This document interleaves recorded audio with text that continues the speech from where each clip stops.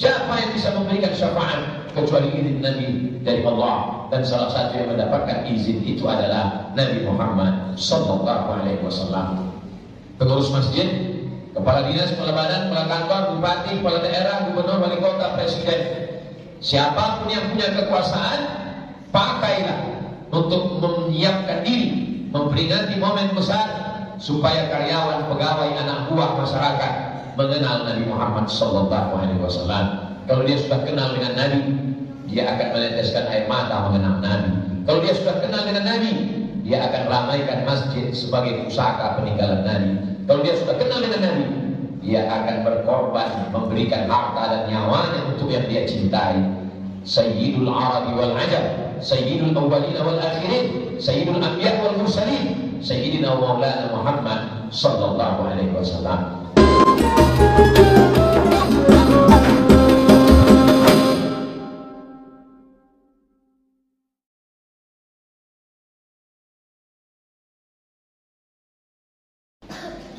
Alhamdulillah, wassalatu wassalamu ala Rasulillah Sayyidina wa Maulana Muhammad ibn Abdillah wa ala alihi wa sahbihi wa man tabi'ahu wa mawala. Asyhadu an la ilaha illallah wahdahu la syarika lah wa asyhadu anna sayyidana Muhammadan 'abduhu wa rasuluh la nabiyya ba'dahu. Allahumma shalli ala sayyidina Muhammadin an-nabiyil ummi wa ala alihi wa sahbihi wa barik wa sallim.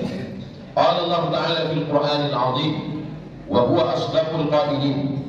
A'udzu billahi minasy syaithanir rajim.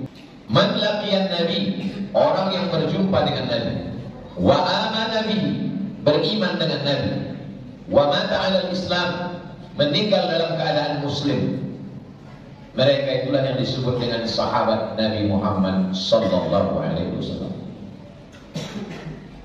Kalau hanya sekedar berjumpa dengan Nabi, Abu Lahab pun berjumpa. Kalau hanya sekedar sezaman dengan Nabi, Uwais Al-Qarni pun sezaman, tapi tak berjumpa. Kalau hanya sekedar melihat Nabi, Abu Jahal pun melihat Nabi, tapi tidak beriman dengan Nabi. Maka mesti ada 3 syarat: berjumpa, beriman, dan mati dalam keadaan muslim. Itulah disebut dengan sahabat Nabi Muhammad sallallahu alaihi wasallam. Mereka tidak pernah memperingati kelahiran Nabi Muhammad sallallahu alaihi wasallam karena mereka berjalan dengan Nabi, berperang dengan Nabi, makan dengan Nabi, sholat dengan Nabi. Mereka tidak ada mengkhususkan bulan tertentu dan hari tertentu untuk memperingati Nabi, karena mereka kenal dengan Nabi, dekat dengan Nabi, bersama dengan Nabi. Tapi ketika generasi anak mereka tidak disebut sahabat Nabi, karena tidak pernah berjumpa dengan Nabi, tak pernah melihat Nabi, tak pernah bertemu Nabi. Anak mereka disebut dengan tabi'in. Tabi'in bertanya kepada sahabat, bagaimana bentuk Nabi? Maka sahabat membawa anak ke atas bukit Uhud. Disinilah dulu Nabi diserang oleh kafir musyrik jahiliyah. Disinilah pelipisnya berdarah. Disinilah giginya patah. Disinilah mereka berperang Uhud. Sahabat membawa anak-anak mereka ke Badar, tempat perperangan yang begitu sengit.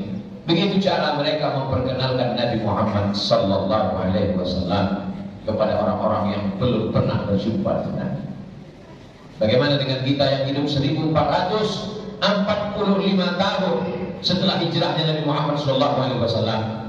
Kita memang sudah ditakdirkan hidup begitu jauh. Maka momen bulan Rabiul Awal yang tak lama lagi akan kita masuki, itu menjadi momen untuk memperkenalkan Nabi Muhammad sallallahu alaihi wasallam. Kalau ada orang yang tidak suka dengan istilah maulid, tidak setuju dengan maulid, maka sesungguhnya bila dibuat acara lain dia akan datang. Acaranya bedah buku sirah Nabi. Acaranya daurah kitab sirah Ibnu Hisham. Imam Ibnu Ishaq mengumpulkan riwayat-riwayat tentang Nabi Muhammad SAW. Dilanjutkan dengan sirah Ibnu Hisham, dilanjutkan lagi oleh para ulama, di antara Imam Abu Fida Ismail Ibnu Katsir yang menulis tafsir Al-Qur'anil Azim. Sampailah pada zaman modern, ada yang khusus membantah tuduhan-tuduhan orientalis, orang kafir yang mengejek, mengolok Nabi, maka mereka menulis buku dari Mesir bernama Dr. Hussein Haikal. Kitab ini bagus bagi para peneliti, bagi orang-orang yang membaca kritik-kritik barat tentang Nabi, bantahannya ada dalam Hussein Haikal. Tapi bagi pemula yang belum tahu tentang kritik, ingin mengenal Nabi secara sederhana, maka diadakanlah musabaqah, perlombaan menulis sejarah Nabi Muhammad SAW. Seluruh dunia ikut, tapi yang juara bukan dari Mesir, bukan dari Makkah, bukan dari Maroko. Yang juara seorang bernama Sofiur Rahman Al-Mubarakfuri dari Muslim minoritas India. Beliau menulis buku itu dalam bahasa Arab, diberi judul Ar-Rahiq Al-Mahtum, sudah diterjemahkan ke dalam bahasa Indonesia. Bahasanya sederhana, mudah dipahami, datanya akurat, beritanya runut, maka amat sangat baik untuk mengenalkan Nabi Muhammad SAW kepada anak-anak kita. Di bumi Melayu lancang kuning, Melayu berarti Islam, maka hampir setiap momen kehidupan kita diperingati Nabi Muhammad SAW. Sebelum menikah ada namanya malam berinai, dibacakan Maulid Nabi yang ditulis oleh Imam Abu Ja'far Al-Barzanji. Pada malam meminang dibacakan lagi Maulid Al-Barzanji. Pada saat mengayun anak, hari pernikahan dibacakan Maulid. Mengayun anak sebelum akikah dibacakan Maulid Al-Barzanji. Apa sebetulnya isi Maulid itu? Seorang ulama bernama Abu Ja'far Al-Barzanji, keturunan ayah-ayahnya dari Barzanj, satu negeri di Irak. Kemudian ayahnya pindah ke kota Al-Madinah Al-Munawwarah. Beliau seorang yang alim berilmu, ahlu sunnah wal jamaah, mendapat tugas sebagai mufti di negeri Yaman pada masa Kesultanan Turki Utsmani. Di hari tuanya dia kembali ke kota Al-Madinah. Dia menulis sejarah Nabi. Di dalamnya ada Maulid, di dalamnya ada sejarah kelahiran, di dalamnya ada nasab Nabi, di dalamnya ada cerita mukjizat Nabi, kelahiran Nabi, diangkat jadi Rasul, pernikahan Nabi, anak-anak Nabi. Di dalamnya ada pujian-pujian kepada Nabi. Kita mengenalnya dengan istilah syair Al-Barzanji, dengan iramanya, dengan lantunan syairnya. Semua kita dari kecil sampailah hari ini. Di tempat lain yang dibacakan adalah Maulid Simtud Durar yang ditulis oleh Imam Al-Habsyi. Di tempat lain yang ditulis adalah Abdiyatul Lamih oleh seorang ulama zaman ini, Sayyidi Al-Habib Omar bin Hafiz dari Tarif Hadramaut, Yaman. Tapi ada juga yang datang dari Mesir, seorang ulama besar bernama Imam Al-Busiri. Suatu ketika dia tidak dapat bergerak karena terkena penyakit lumpuh. Dia terduduk, masih bisa menulis. Tangannya menorehkan tinta ke atas kertas. Pena itu berjalan memuji Nabi, bercerita tentang Nabi, nasab Nabi, mukjizat Nabi, pujian kepada Nabi. Sampai akhirnya dia tertidur. Di dalam tidurnya dia bermimpi melihat Nabi Muhammad SAW datang, memasangkan kain ke tubuhnya. Kain yang menutup badan itu disebut dengan burdah. Maka begitu dia tersadar, kumpulan bait syair itu diberi nama syair burdah. Syair burdah dibacakan di beberapa tempat di Nusantara sampai hari ini. Begitu dia terbangun, dia berdiri sungguh sehat dari penyakit lumpuhnya, barakat kemuliaan Nabi Muhammad SAW. Mereka menyusun dalam bentuk Maulid Al-Barzanji, Maulid Ad-Dibai, Maulid Al-Busiri, Maulid Ad-Diyaul Lamih, cahaya yang berkilau-kilau. Itu semua adalah karya para ulama. Isinya mengenalkan Nabi Muhammad SAW. Lain zaman, lain masa, lain caranya. Zaman mereka zaman bersyair dengan untaian kata-kata yang indah. Zaman kita sekarang berhenti orang bersyair. Mereka lebih pada audio visual. Maka tantangan bulan Rabiul Awal, anak-anak muda, buatlah video-video pendek bercerita tentang Nabi Muhammad SAW. Sekarang lagi tren podcast. Buatlah podcast tanya jawab tentang sejarah Nabi, episode kehidupannya, bagaimana dia sebagai seorang pedagang, bagaimana sebagai seorang pemuda yang mandiri, bagaimana ketika dia pindah meninggalkan kampung halamannya, bagaimana seorang kepala negara, bagaimana seorang nabi, bagaimana kepala rumah tangga yang mampu membuat video animasi. Buatlah video-video pendek tanpa menampilkan wajah Nabi, tanpa menampilkan rupa Nabi karena khawatir akan menjadi hinaan, caci maki. Dan memang tidak boleh memvisualkan wajah Nabi sallallahu alaihi wasallam, tapi bisa menampakkan gambaran-gambaran cerita. Al-Quran isinya cerita. Faqsusil qasasa, ceritakan kisah-kisah itu. La'allakum yatafakkarun, mudah-mudahan mereka berpikir. Sekolah-sekolah, kantor-kantor, masjid-masjid, kalau mereka membuat peringatan Maulid, sesungguhnya yang mereka inginkan adalah agar umat ini mengenang kembali. Karena kita tidak memakai kalender Muharram, Safar, Rabiul Awal, kita memakai Januari, Februari, kita lupa kapan jatuhnya 12 Rabiul Awal. Itu salah satu cara mengingatkan umat ini tentang Nabi Muhammad sallallahu alaihi wasallam. Kalau ada orang membuat perlombaan, begitu banyak perlombaan 17 Agustus mengenang kemerdekaan. Bukankah kemerdekaan kita itu karena ulama? Bukankah ulama yang mengajarkan hubbul watan minal iman? Cinta negeri ini bagian dari iman. Siapa yang mengajarkan ulama? Yang mengajarkannya adalah Nabi Muhammad sallallahu alaihi wasallam. Maka kita adakan juga perlombaan, lomba membaca Al-Quran, warisan yang ditinggalkan Nabi Muhammad sallallahu alaihi wasallam. Lomba menuliskan kaligrafi Al-Quran, lomba menulis karya ilmiah, tulisan pendek, sejarah sirah tentang Nabi Muhammad sallallahu alaihi wasallam. Pagi, petang, siang dan malam anak-anak kita ditontonkan tentang kehidupan artis, dari mulai artis entertain sampai olahraga sepak bola, dari kehidupannya yang kotor, yang jahat, dari kumpul kebunnya, dari perbuatan zinanya, mabuknya, kemana dia mengamburkan hartanya, sampai tertangkap polisi masuk penjara. Semua terdokumentasi dengan cantik, dengan indah, karena dia menjadi satu hiburan. Betapa banyak perusahaan yang mengendorse untuk cerita-cerita yang diharamkan Allah, karena banyak yang menyaksikannya, banyak yang menontonnya. Bagaimana dengan kehidupan Nabi Muhammad sallallahu alaihi wasallam? Kalau orang begitu bangganya bercerita tentang tokohnya yang tidak beriman, tidak percaya kepada Allah hanya karena popularitas, mengapa umat Islam tidak bangga bercerita tentang nabinya, orang yang akan memberikannya syafaat ketika tidak ada satupun yang bisa menolong di hadapan Allah?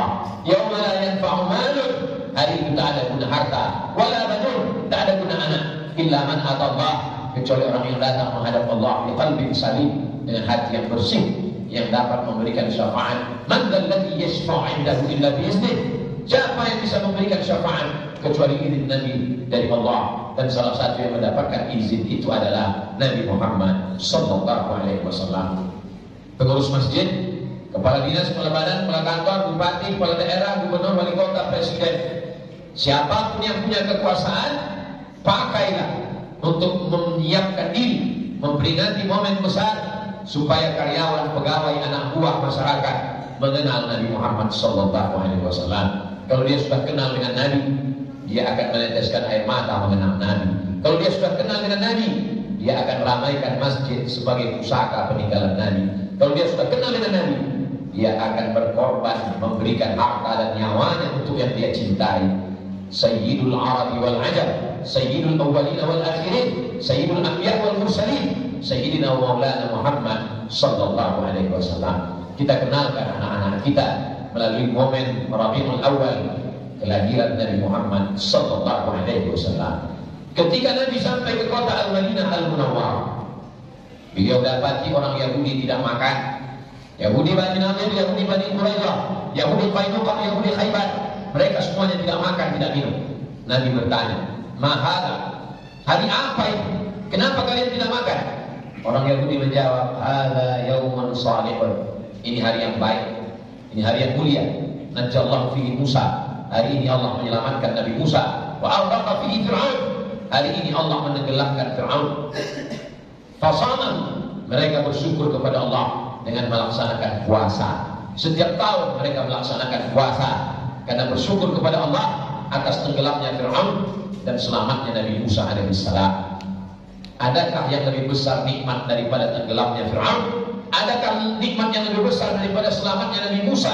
Ya, nikmat itu adalah nikmat lahirnya Nabi Muhammad sallallahu alaihi wasallam. Kalau tenggelamnya Fir'aun diperingati setiap tahun, kalau selamatnya Nabi Musa diperingati setiap tahun, tepat pada 10 Muharram yang disebut dengan Asyura, Mengapa nikmat yang lebih besar tidak kita peringati? Lahirnya Nabi Muhammad SAW. Itu argumentasi Imam Al-Hafiz Ibnu Hajar Al-Asqalani yang ditulis pada Imam Jalaluddin Abdurrahman As-Suyuti dalam kitab Al-Hawil Al-Fatawi. Kalau nikmat selamatnya Nabi Musa diulang setiap tahun, maka nikmat yang lebih besar juga diulang setiap tahun. Itulah dia nikmat lahirnya Nabi Muhammad SAW. Dalam Al-Quran Allah berfirman, wa dzakirhum bi ayyanillah. Ingatkan manusia tentang ayyanillah. Secara bahasa arti ayyanillah, hari-hari Allah. Kata Imam Al-Baihaqi, makna ayyanillah nikmat-nikmat Allah. Ingatkan umat ini tentang nikmat nyawa, nikmat sehat, nikmat akal, nikmat pikiran. Tapi ada yang lebih besar daripada nikmat hidup, ada yang lebih besar daripada nikmat sehat. Berapa banyak orang hidup dan sehat tapi masuk neraka karena tidak mengenal Allah. Nikmat yang paling besar adalah nikmat lahirnya Nabi Muhammad SAW. Wa dzakirhum bi ayyatillah. Ingatkan umat ini, ingatkan bangsa ini, ingatkan manusia tentang satu nikmat besar. Itulah dia nikmat kelahiran Nabi Muhammad SAW. Kalau ada masjid yang melakukannya, kalau ada orang di kantor yang memperingatinya, diundang para ustaz dan alim ulama, dibacakan ayat-ayat Quran, disambung silaturahim, setelah itu diceritakan tentang kisah Nabi, lalu kemudian diambil iktibar pelajaran. Itu perbuatan yang baik, itu perbuatan yang meninggalkan kesan bahwa kita cinta kepada Nabi Muhammad SAW. Jangan terjebak pada satu istilah yang hingga membuat kita kabur, membuat kita tidak lagi melaksanakan hanya karena kita tidak memahami. Padahal sebenarnya isinya adalah man ahabba yusatalahu fi rizqihi. Siapa yang mau dilapangkan rezekinya, wa yusa'alahu fi azalihi, dipanjangkan umurnya, bal yasilur rahimahu, maka hendaklah dia menyambung tali silaturahim. Dengan maulid kita menyambung silaturahim di masjid, di surau, di langgar, di kantor, di rumah. Laksanakan, undang kawan, sahabat, tetangga, bersedekah, niatkan pahalanya almarhum almarhumah. Saat datang bertanya kepada Nabi, ya Rasulullah, ummi matat, ibu saya meninggal. Afa atasaddaqu anha? Kalau saya bersedekah apakah pahalanya ada? Kata Nabi, tasaddaq, bersedekahlah saat pahalanya sampai. Ayu sadaqatu afdal?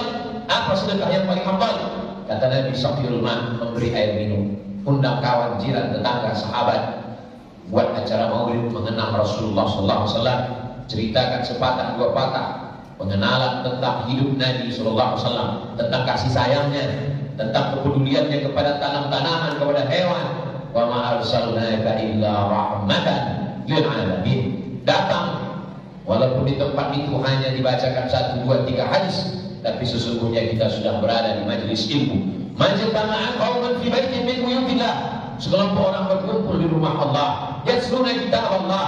Dalam acara itu ayat Allah dibacakan, wa yatadarasunahu fima bainahum, dikaji isinya. Nazalat alaihimus sakinah, turun ketenangan ke dalam hati. Wasyat bihimur rahmah, diliputi rahmat kasih sayang Allah. Hafat bihimul malaikah, dikelilingi oleh malaikat rahmat. Wa dzakarahumullah fiman 'indah, dibanggakan Allah Ta'ala kepada para malaikat. Siapkan diri, belikan buku. Andai kita tidak dapat mampu membacanya, paling tidak kita tinggalkan untuk anak cucu kita. Meleleh air mata mereka. Saat kita mati, mereka mulai membongkar-bongkar lemari. Mereka menemukan ternyata ayah, ibu, keluarga kami meninggalkan warisan yang bermakna sejarah tentang Nabi Muhammad SAW. Kelak ketika dia membacanya, jatuh hatinya, jatuh cintanya kepada Sayyidina Muhammad. Sejak itu dia menjadi orang yang amat sangat lembut hatinya. Setelah itu dia menjadi orang yang sangat mencintai. Kalau sudah cinta sering disebut man ahabba syai'an aktsara min dzikri. Siapa yang cinta pasti sering menyebut. Dia akan rajin berselawat. Allahumma shalli ala sayyidina Muhammad wa ala ali sayyidina Muhammad. Kalau sudah cinta pasti meniru. Meniru gaya hidupnya, meniru berpakaiannya, meniru cara sholatnya, meniru mengisi waktunya, meniru tidurnya.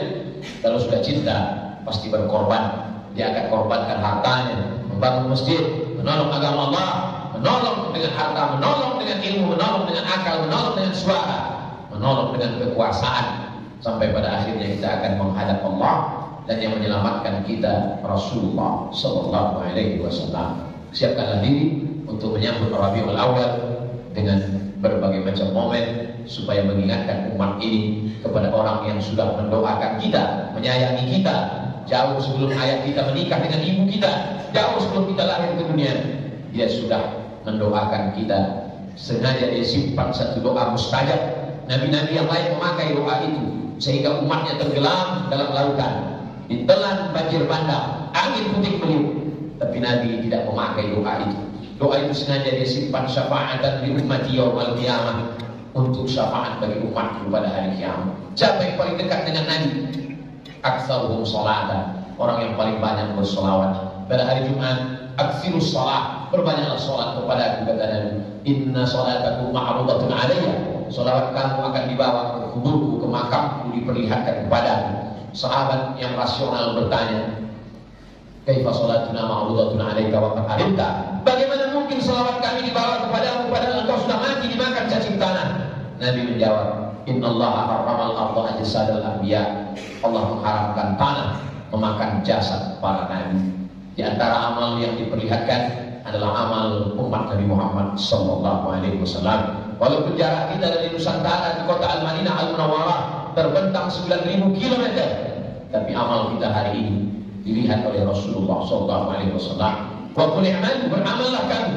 Yang melihat amal anak tiga, fasayarallah, Allah yang melihat. Wa rasuluhu, Rasulullah melihat. Wal mu'minun, orang tua yang sudah meninggal melihat amal anak-anak cucunya.